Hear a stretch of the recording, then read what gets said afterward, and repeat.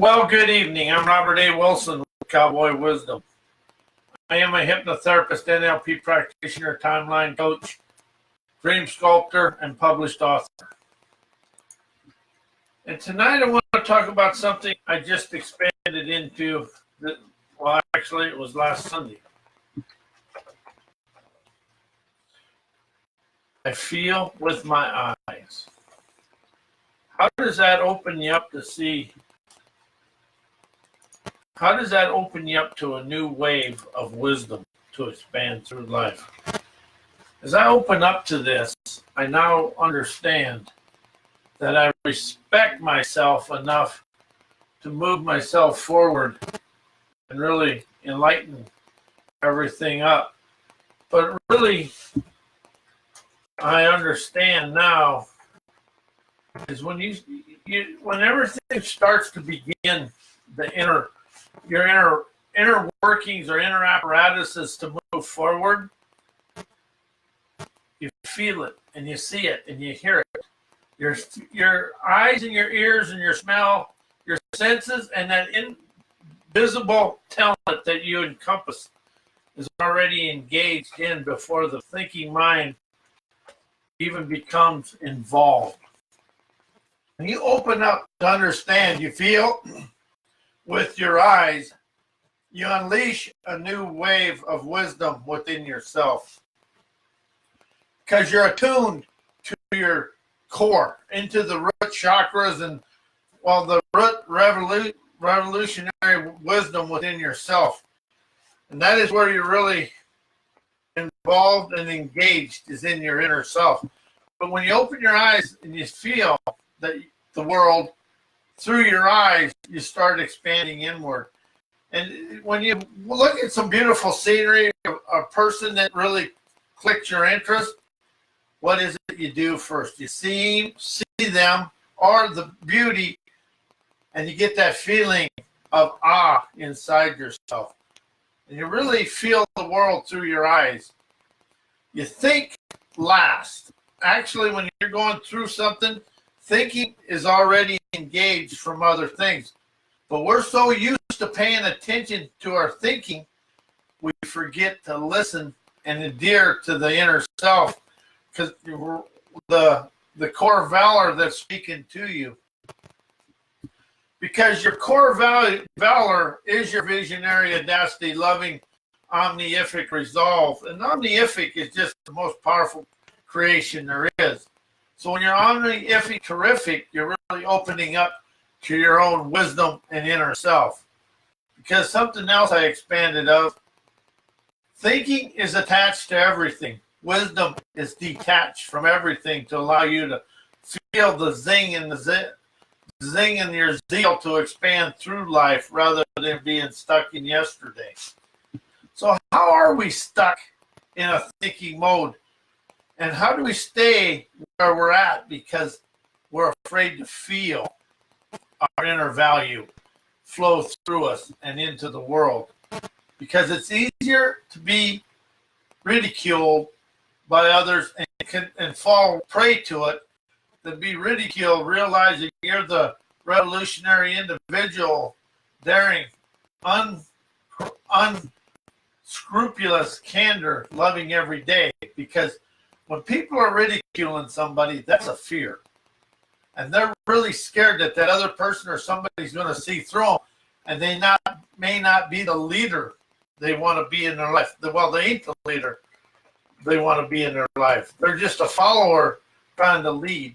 And that is where the world is today. We try to lead and we try to live through ridicule and saying what's wrong with other people rather than look in the mirror and see our debonair flair, to feel lively, astute, innovative resolve within ourselves. People, you, me, we encompass the gut grandeur, but we also encompass the wisdom to expand through life. But we're afraid to listen to our own values, but we're also afraid to feel that gut gumption within ourselves because we don't want to hurt anybody's feelings, or we don't want to look different than anybody else. How do you stay where you're at because you want to look like somebody and stay like somebody, but live inside the society stone-faced fallacies that life is what life is. How is the school system actually what other people want us to know rather than what we really desire to experience? Because the difference between the wealthy people and me and you and the world is they decided to experience the events of their life, to expand to it. And yeah, some of them are hinted, but the self-made ones adhered to their own inner values. But they opened up to see life and feel life's freedom every day, expanding, luminary, innovative, numen, grander. Numen is a spiritual leader. And the spirit is our invisible innovator within us. That is kind of what that is what we hear and adhere to when we're expanding through something. When we get that little inkling out of nowhere that we have nowhere, that's our spirit rising from within us and listening to the unconscious world out there. Because the world is more invisible than visible. But when we listen to the invisible, we're invincible because we are listening to the highest power within ourselves. It's a luminary power. It's our own VIP. It's a visionary, innovative potentate with a prowess to expand us through life. But we're so afraid of ourselves. And I'm really opening up to that and admit I do that. But it isn't whether by admitting it, I'm opening up to exonerate myself from it. And you know, something, I got into the coaching world in 2000. And I thought, well, I'll do this and I'll do that and I'll show people how to do it. I'll tell people how to go through life. Well, that never really panned out. About 5 years ago, I started understanding, show people the way to their inner values and they'll open the world up, because it's the core values within us that will expand the world. And our feelings and our emotions and everything within us will open us up to the grandeur of our life. And I like the celebrations of our individualism. It's our incredible spiritual maturity that will expand us through life and allow us to open up and feel the power within us. And that is something that very few people, the one that comes to mind most when they feel the power within themselves, is Michael Jordan, Martin Luther King. They all had that power within them, and they felt it, and they had the courage to express that from within themselves. Because what's within you is going to seem strange and different to the world. But you know, something I've opened up to, being weird and crazy in my own way, is okay, because the wisdom for me is never the wisdom for anybody else. And the path I experience is never the same path as anybody else. And that is something we really have to open up. And all a path is a percipient adventure, tantalizing heroism within ourselves. Because the hero of our life is the person we see in the mirror when we adhere and hear our inner values. But I feel with my eyes. And how many times have you done that when you're looking at something and you actually hear with your eyes and see with your ears? And how's that? But you really do hear things before you see it, usually. And you also smell it before you're there. Our senses are more powerful than we already understand. But how many of us really trust our senses and our inner apparatuses that will expand us through life? Because it's easier to take advice and live outside of ourselves than in ourselves, within ourselves. Because when you're living outside yourself and listening to the outer world, you're actually freeing yourself, and you got something to blame, and then you get to feel the shame when it doesn't go forward. But when you take your own when you hear your own inspirations and you take actions on your own inspirational innovations and they fall short of the mark, the only one you can really blame is the only one accountable and responsible is me. It's not taking blame. It's not being a failure. It's being willing to be accountable and responsible for the outcome of my life. And I'm also accountable and responsible for my situations in life. Oh, yeah, I'd like to blame a lot of people, but that's being lousy at managing everything. And then I feel the shame is a sham of me trying to be something I never will be. To honor the heart, you hear enterprising, audacious, resolve today, opening the soul, savvy, omniific utopian lure. And the reason I like the word, I use the words lure and savvy because they're not attached to anything and they open up a curiosity within myself. It's the curiosity of me that frees me. You know, they say that curiosity is what makes the world, but curiosity is an adventurer's acumen to expand through life. But when you open up to feel, how are you afraid to feel the love of your life? How do you think love, or how do you think something rather than feel it? Well, I know everybody in their life has felt something. And how was it when you feel the path, or you feel the outcome, or you feel whatever? How powerful and how empowering is that within yourself? That is where the power of the world is in the people. And the people that have the fake power on the physical plane think they control us. The only people that can be controlled are those that are afraid of their abilities to expand through life. And that is something that is new for me. But I love feeling life because it really is a frontiersman energy, enterprising life today, because I am thriving out of my element. And that is where the dream lives, and all your desires, and really the bliss of life is beyond where we think, and it's where we feel we open up the road of riches and the avenues of awesome within ourselves. So how is it when you first met your wife or your first girlfriend or whatever, or boyfriend, what was it that attracted you to it? Was it the aura? Was it this? Or was your eyes telling you, expressing to you how to feel?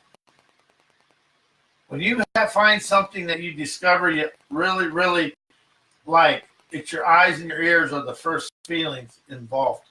So when you open your eyes to feel, you clear your ears to hear, and then you open the way to play on your playgrounds of fun.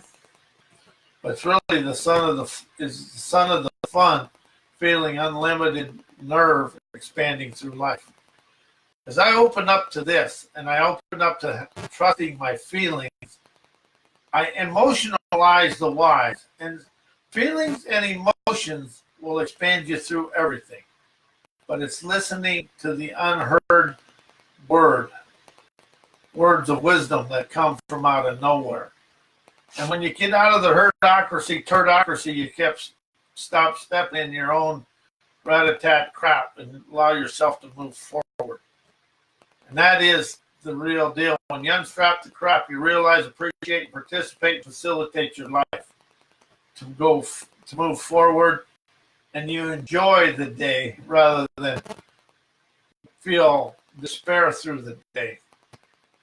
I understand this. If I wake up in the morning and I'm just kind of going through the yada-tat and the rat-a-tat of everything, I really think the world is against me and it's all bad and everything is just awry. That's a lie. Because I'm letting my thinking control my life rather than feel the freedom to enjoy life with a core candor that will express the inspirational expressions that are within me.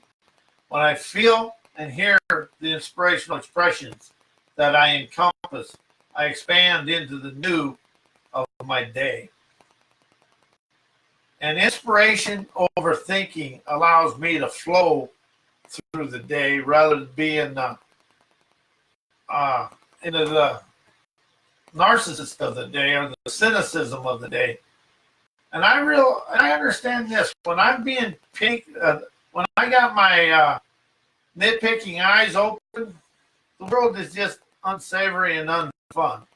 But when I open my inspirational eyes to see and feel the world, I am in touch with my trendsetter tenacity to enjoy the day, with free of anybody being able to steal my day, because the only one that can ruin my day or have any havoc on my day is me. Everything else I allow, and when I'm allowing somebody else to control my day, I am never free. I'm living in the clutches of somebody else's stench, and that is something I understand. But now, when I get into the naysayer way of life, I usually have an abrupt.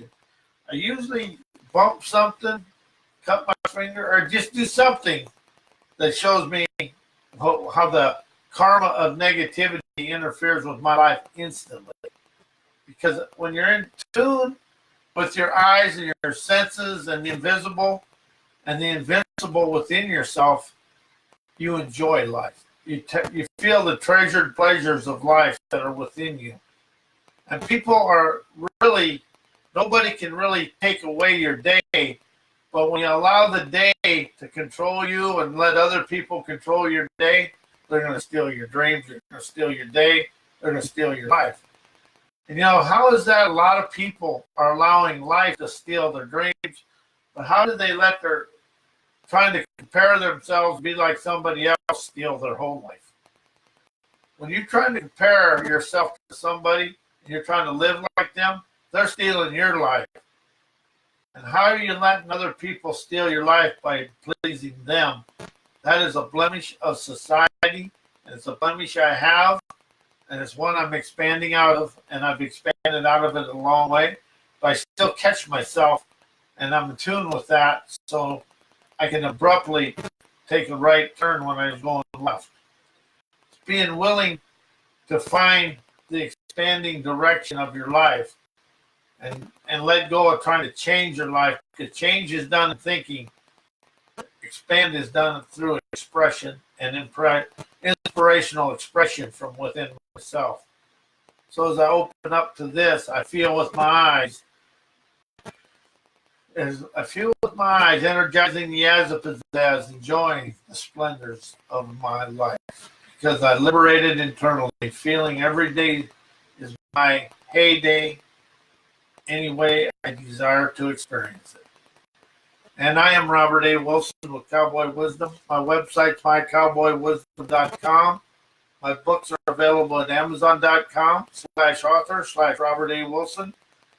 And at howdiditeachmyselffear.com.